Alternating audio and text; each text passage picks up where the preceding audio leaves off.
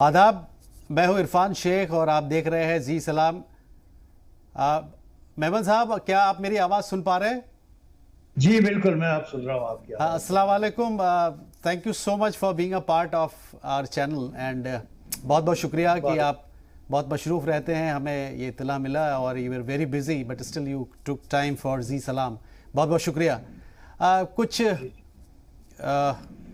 Fiery सवाल हैं, कुछ कुछ ऐसे अहम सवाल हैं हाँ जो लोग अक्सर पूछते हैं हम जर्नलिस्ट से। जी।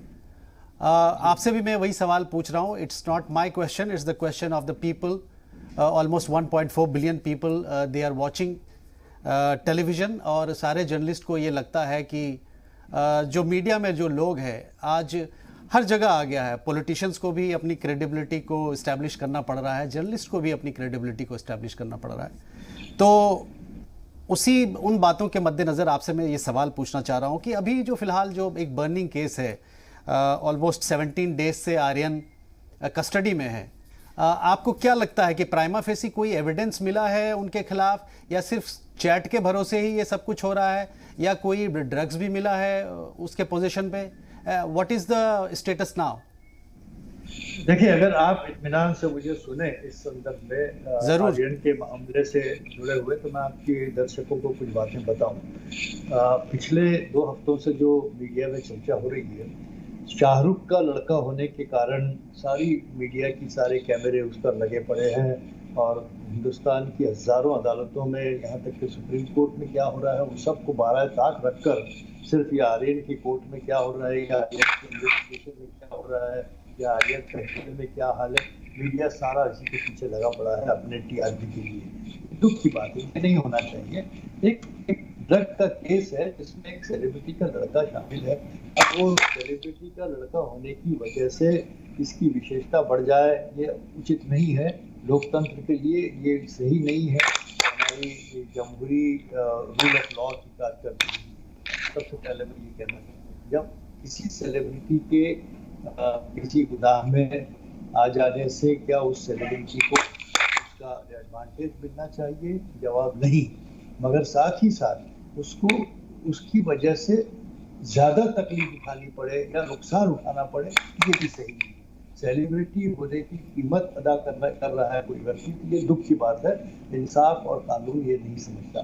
कानून में एक फ्रेज है अंग्रेजी में कि law in its magnanimity treats a mason and a millionaire alike. तो कानून की जो प्रथा है हमारे देश में, उसमें कोई फर्क नहीं है, चाहे कोई मामूली शख्स हो या कोई बड़ा शख्स। ये पहली बात। दूसरी बात, जहाँ तक कि आर्यन का मामला है, चर्चा रोज होती है। मैंने भी कई चैनलों पर 2-3 दिन में पिछली बेल होने पर ख्याल का किया है। मैं दोहरा दूं आपके दर्शकों के लिए कि एक बात जो निहायत अहम है, जमानत के ताल्लुक से, बेल के ताल्लुक से, लॉ जूरिस्प्रूडेंस बेल जुरी की बात है। एनडीपीएस एक्ट में प्रिजम्पशन ऑफ इनोसेंस नहीं है, इसलिए जमानत मुश्किल होती है। ये आम बात है, ये आर्यन के लिए ही नहीं, सभी एनडीपीएस के मुलजमैन के लिए लागू होता है। लेकिन एक बात तो सबसे अहम है, वो ये है कि article 21 of constitution of India will have to be remembered, which says that no person shall be deprived of his life or personal liberty except by a due process of law which has to be fair due process of law। ये article 21 Majid साहब, as a lawyer, if you feel that your case or your submission is so strong for your client, तो फिर उनको bell क्यों deny किया गया अब तक?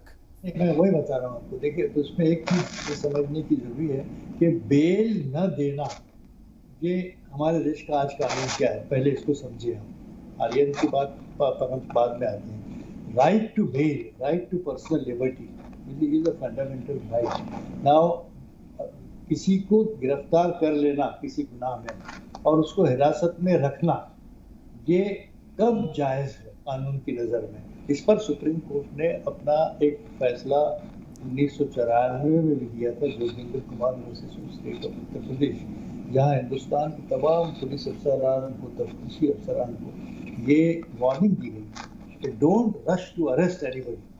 यानी गिरफ्तार करना जरूरी नहीं होता, जब निहायत जरूरी हो तो गिरफ्तार किया जाए। गिरफ्तारी या हिरासत सजा का हिस्सा नहीं होती, ये समझें आप। नो अरेस्ट और retention is never a part of punishment because the person is not guilty, he is to be tried still।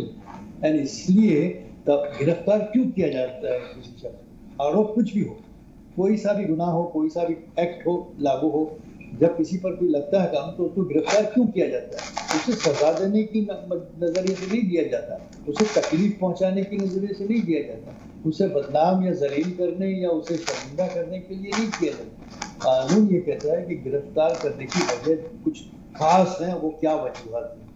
पहली वजह ये है कि गिरफ्तार इसलिए किया जाता है कि हो सकता है कि कस्टोडियल इंटरोगेशन के जरिए तफ्तीशी मामला आगे बढ़ सके और तफ्तीशी मामला जो है वो सच्चाई तक पहुंच सके। तो पहली वजह उसे नहीं तो आप तो सीधा एनसीबी पर बायस होने का इल्जाम लगा रहे हो।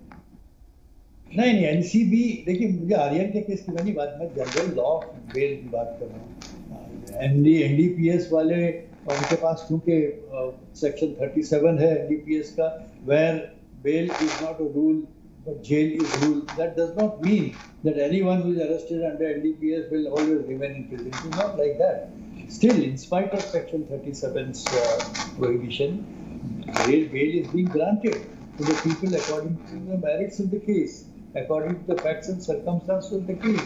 Now आप मुझे बताएं कि यहाँ तक के आर्यन का मामला है, उसके पास न तो he was in possession, not he was under consumption because medical report is not there। एक चैट का एविडेंस बता रहे हैं वो, तो चैट के कॉन्वर्सेशन या रिकॉर्ड पर ज़्यादा एतमाद नहीं किया जा सकता, इसलिए कि chat is vulnerable to manipulation, vulnerable to exaggeration, vulnerable to alteration. और चैट के एविडेंस के सिलसिले में हमेशा ट्रायल के दौरान अदालत को कोऑपरेटिव एविडेंस की जरूरत पड़ती है कि उससे कहीं मिलता जुलता सबूत है, तो वो मेरे ख्याल से एनडीपीएस के पास, नार्कोटिक ऑफिसर्स के पास अभी तक नहीं है। जब स्पेशल जज ने बेल रिजेक्ट किया कुछ भी नहीं था, और आप देख रहे हैं कि 15-17 दिन के बाद स्पेशल जज के बेल रिजेक्ट हो जाने के बाद एनसीबी की टीम जाती है और चंकी पांड्या की लड़की को गिरफ्तार करके उससे अभी डिवाइसेस वगैरह, why did they not take this for 15 days? लेकिन माजिद साहब, मेरा एक सवाल ये है कि ये जो बच्चे हैं, चाहे चंकी पांडे की बिटिया हो या शाहरुख खान के बेटे हो, बहुत टेंडर एज है इनका, ये एक ग्रोइंग स्टेज में है, और इनके ऊपर अगर किसी तरीके का ऐसा स्ट्रेस होता है या कोई उत्पीड़न होता है तो आने वाले समय में तो इनकी ज़िंदगी में ये बहुत ज़बरदस्त डेंट करेगा। तो मेरा ये मानना है, तो क्या इसका कंपनसेशन वो लोग देंगे बाद में? अगर मान लीजिए इसको बाइज्जत बरी किया भी जाता है तो क्या उसका कंपनसेशन दिया जाएगा? देखिए, हमारी फौजदारी कानून में बहुत सारे रिफॉर्म्स की ज़रूरत है। मैंने तो पार्लियामेंट में एक सुझाव ये भी रखा कि please remember, these are very important sentences which I am uttering in English। मैंने कहा है कि a country's civilization can be best gauged by the effectiveness with which its criminal justice system functions, and to assess the degree of success of criminal justice system, one has to turn to prisons and see prison population. If prison population is thick, if inmates of prisons are overflowing with the inmates, it's a bad show for criminal justice system। Netherland दुनिया के एक ऐसा मुल्क है कि जहां कैदियों की तादाद सबसे कम है, सिर्फ 19 कैदी थे पूरे मुल्क में और उनको प्रिजन्स बंद करनी पड़ी। That's the success of criminal justice system. जबकि उसके मुकाबले में हमारे हिंदुस्तान में as a member of the parliament की standing committee on law and justice, we visited prisons, our committee visited even Arthur Road prison and Baikala prison, we visited Goa prison, we visited prisons in North India also। और हमने हर जगह ये देखा कि अगर 100 inmates हैं तो उसमें 80 अंडर ट्रायल प्रिजनर्स हैं who are presumably innocent and 18 or 20 are only convicts। This is reflecting very poor of our criminal justice system। तो जज अंडर ट्रायल प्रिजनरों से खचाखच आपकी जेल भरे पड़े हैं, ये माजिद साहब, है कि आपको फिक्र माजिद साहब, ये देखा गया है कि बॉलीवुड में ख़ास तौर पे एक ट्रेंड चल पड़ा है कि रेव पार्टी का या ड्रग कंजम्पशन का। इसमें बहुत सारे एक्टर्स आए, उनके बच्चे आए, मैं नाम नहीं लेना चाहूँगा, लेकिन वी ऑल नो कि एक बड़ा ज़बरदस्त ट्रेंड चला हुआ था और ये चलता आ रहा है। It's a part of their life style. लेकिन मेरा ये मानना है कि कुछ लोग ये भी कहते हैं कि it's a conflict between the centre and the state. जाहिर सी बात है, दुनिया को ये पता है कि वहाँ पे जो हुकूमत है वो एनसीपी, कांग्रेस और शिवसेना का है, और सेंटर में जो है जाहिर सी बात है कि बीजेपी की गवर्नमेंट है। तो वो जो एजेंसीज़ है वो जा कर के, तो कहीं ऐसा तो नहीं कि वो ये मैसेज देना चाह रहे हैं कि अगर सरकार तुम्हारी नहीं भी है, अगर सरकार अपोजिशन की भी है, तो भी अगर कोई गलत काम हो रहा है तो हमारी नज़रों से बच नहीं सकते? कहीं ऐसा तो नहीं है सबको ये मैसेज दिया जा रहा है? नहीं, देखिए बड़ी दुख की बात है। एक जिम्मेदार वकील होने के नाते, सियासतदान के अलावा, मैं आपसे बस ये कहना चाहूँगा कि लोगों के जहन में एक हालात को देखते हुए एक ऐसा परसेप्शन बना है जिसका कुछ आधार है, बगैर आधार के नहीं बनता कुछ। सुप्रीम कोर्ट के जजेस, चीफ जस्टिस रामन्ना के भी कुछ बयान है, जस्टिस चंद्रचूड़ के भी कुछ बयान है कि ईडी, सीबीआई और इनकम टैक्स और इस किस्म के जो सेंट्रल एजेंसीज हैं उनका दुरुपयोग हो रहा है कुछ हद तक। ये सिर्फ महाराष्ट्र ही की बात नहीं, पूरे हिंदुस्तान में ये देखा गया है। नहीं, जिस हिसाब से नवाब मलिक साहब का बयान आया था, उस कॉन्टेक्स्ट में भी आपसे वही सवाल पूछा जा रहा है कि कहीं ये एक कॉन्फ्लिक्ट के रूप में तो नहीं देखा जा रहा है? नहीं, देखिए ये नवाब मलिक साहब ने अपनी ज़ाती पर्सनल सोर्सेज के जरिए जो मालूमात दी होगी उसकी तस्दीक करनी चाहिए। मैं उसके बारे में ये नहीं कह सकती कि वो सच है या झूठ है। वानखेड़े के खिलाफ अगर कुछ इल्ज़ामात हैं तो उसको भी, समीर के बारे में जो कहा गया है नवाब मलिक के जरिए, उसकी ज़रूर जांच होनी चाहिए कि वो क्या सच है कि इस तरह की चीज़ों में मुलविस है वो।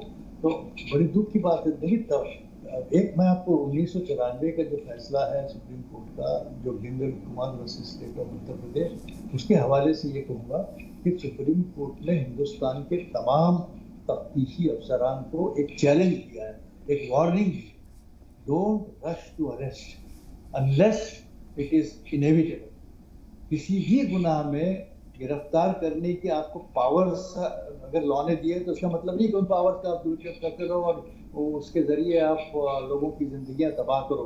एक शख्स जब गिरफ्तार हो जाता है वो मासूम होगा, उसको पिंजरे अंदर आप रखते हो, जब बाहर निकल के आता माजिद साहब, तो समाज उसकी one question, this is Majid साहब, this is a political question. कुछ लोगों का मैं नाम लूंगा। One is Rahul Gandhi, second is Akhilesh Yadav, Tejashwi, Chirag Paswan, junior Sachin, junior Scindia. इन लोगों में क्या कुछ पोटेंशियल नज़र आता है? हर बार महागठबंधन बनने की बात होती है, कभी ममता बनर्जी सामने जाती है, कभी शरद पवार साहब सामने जाते हैं। आपको लगता है कि ये जो न्यू ब्रीड है ये भी महागठबंधन में कुछ रोल निभा पाएंगे? नहीं, देखिए अभी वक्त का तकाजा है और हालात कुछ ऐसे खुद ब खुद बनेंगे कि एक विकल्प तैयार हो जाएगा अगले साल भर 2 साल में। अब वो कौन सा चेहरा उभर कर आता है, मैं समझता हूँ उसके झगड़े में न पड़ते हुए सभी नॉन एनडीए, नॉन बीजेपी के लोगों को इकट्ठा होने की ज़रूरत है, जिसमें कांग्रेस का एक अहम रोल होगा, जबकि कांग्रेस नेशनल बड़ी पार्टी है। कोशिशें जारी हैं, चाहे वो ममता बनर्जी के जरिए हो, चाहे वो उद्धव ठाकरे के जरिए हो, चाहे वो स्टालिन के जरिए हो, या चाहे किसी और के जरिए हो, मगर और या अरविंद केजरीवाल के जरिए हो। कुछ लोग हैं जो अभी फीचर हो रहे हैं आहिस्ता आहिस्ता, या हो सकता है कि आने वाले दिनों में किसी नॉन पॉलिटिकल चेहरे को नरेंद्र मोदी के सामने खड़ा कर दिया जाए। ये हालात बताएंगे, हमें कुछ इंतजार करने की जरूरत है, मगर सभी नॉन बीजेपी पार्टियों को अपने जाती इख्तलाफ वाला ताक रखते हुए मुल्क की जमहूरियत को बचाने के लिए। जी, थैंक यू भाई साहब, बहुत बहुत शुक्रिया। Thank you very much for being with us. और आज हमने देखा कि मेनन साहब बिल्कुल खुल करके बात कर रहे थे जी सलाम के साथ, और अपनी जो बातें थी, कुछ लीगल ओपिनियंस उन्होंने भी रखे, कुछ पॉइंट सामने रखे। बहुत बहुत शुक्रिया। Thank you very much for watching जी सलाम।